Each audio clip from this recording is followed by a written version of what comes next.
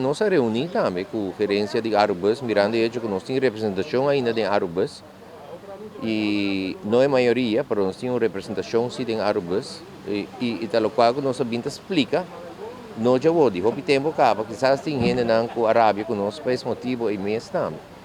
Caminha com, não por vai visava coisa, não por ganhar algo, então depois, ora é verdade, sabe na clá, e tiro de salir por la culata. Então, me prefere papi, é verdade que eu suportar o dolor, mas assim aqui está.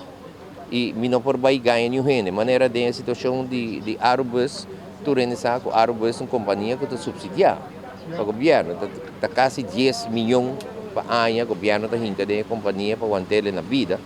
E tem a situação de Aerobus também, tem uma situação que caminha com outro sindicato, o qual bem exigente, algo completamente descabellado.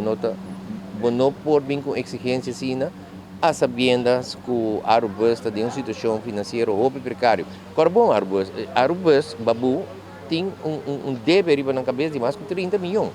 E a gente não sabe.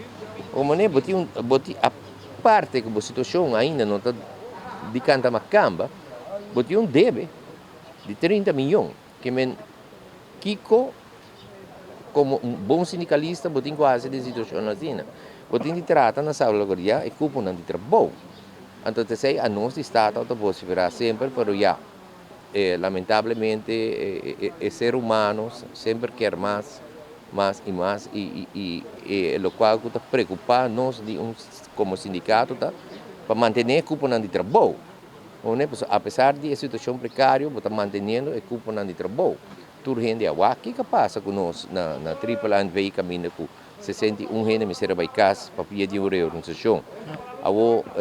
Porque queda puxa uma situação de abismo, caminho é orinana, para chegar a ponto final, caminho que tu ok, tem aqui coisa chega, então orinana, tu gente tem que vai casa, declarar a companhia de bancarrota, então esse é o qual nós sindicatos não quer assim, e me avisa que me espera que não por sair foi de impasse aqui, o mais pronto que possível na Aerobus, para o qual a estrutura salarial de NV Elmar não se sale cava feijão, nós firma um protocolo para que esse aí cava e nos explica o trabalhador também, e me quer nos por viva com ele para o próximo 3 anos, esperando ainda arriba a negociação de contrato coletivo que está pendente ainda.